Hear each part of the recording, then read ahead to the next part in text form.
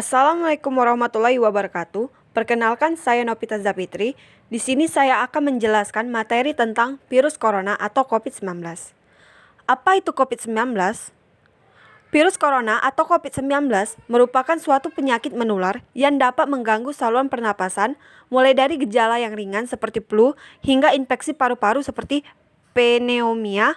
Virus ini juga pertama kali ditemukan di Wuhan, Cina pada akhir Desember tahun 2019.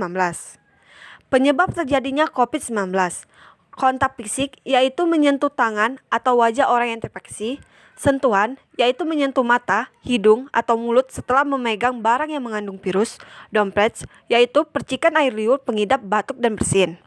Gejala-gejala COVID-19: 1. Demam, 2. Batuk dan pilek, 3. Kehilangan rasa dan bau, 4. Sakit tenggorokan, 5. Nyeri dan lesu, 6. Sakit kepala.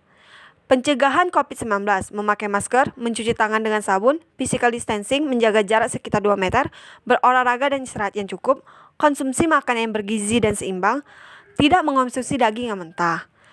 Adapun beberapa langkah yang bisa dilakukan agar tidak menularkan virus corona ke orang lain. 1. Melakukan isolasi mandiri dengan tinggal di ruangan yang terpisah dengan orang lain untuk sementara waktu.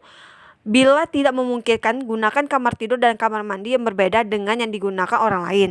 2. Jangan keluar rumah, kecuali untuk mendapatkan pengobatan. 3. Lakukan pengukuran suhu 2 kali sehari, pagi dan malam hari. 4. Hindari berbagai penggunaan alat makan dan minum, alat mandi, serta perlengkapan tidur dengan orang lain. 5. Pakai masker dan sarung tangan bila terpaksa harus berada di tempat umum seperti rumah sakit atau sedang bersama orang lain.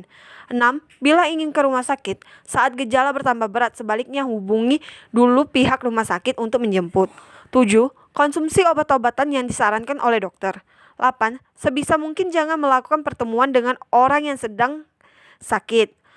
9. Larang dan cegah orang lain untuk mengunjungi atau menjenguk Anda sampai Anda benar-benar sembuh. 10. Gunakan tisu untuk menutup mulut dan hidung bila batuk atau bersin, lalu segera buang tisu ke tempat sampah. Upaya pemerintah mencegah penyebaran COVID-19: 1. Memberlakukan PPKM, pemberlakuan pembatasan kegiatan masyarakat. 2. Menyediakan vaksinasi. 3. Mengatasi laju penyebaran virus corona atau COVID-19.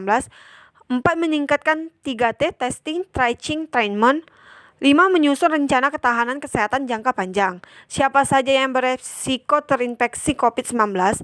Orang-orang yang tinggal atau berpergian di daerah di mana virus COVID-19 bersirkulasi sangat mungkin beresiko terinfeksi. Mereka yang terinfeksi adalah orang-orang yang dalam 14 hari sebelum muncul gejala melakukan perjalanan dari negara terjangkit, atau yang kontak erat seperti anggota keluarga, rekan kerja, atau tenaga medis yang merawat pasien sebelum mereka tahu pasien tersebut terinfeksi COVID-19. Petugas kesehatan yang merawat pasien terinfeksi COVID-19 beresiko lebih tinggi dan harus konsisten melindungi diri mereka sendiri dengan prosedur pencegahan dan pengendalian infeksi yang tepat. Adapun bagaimana cara kita untuk membedakan antara sakit akibat terinfeksi COVID-19 dengan influenza biasa? Orang yang terinfeksi COVID-19 dan influenza akan mengalami gejala infeksi saluran pernapasan yang sama, seperti demam, batuk, dan pilek.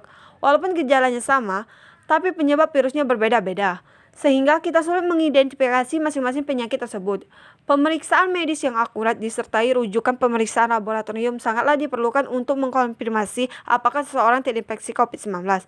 Bagi setiap orang yang menderita demam, batuk, dan sulit bernapas, sangat direkomendasikan untuk sempat mencari pengobatan dan memberitahu petugas kesehatan jika mereka telah melakukan perjalanan dari wilayah terjangkit dalam 14 hari sebelum muncul gejala, atau jika mereka telah melakukan kontak erat dengan seseorang yang sedang menderita gejala infeksi saluran pernapasan.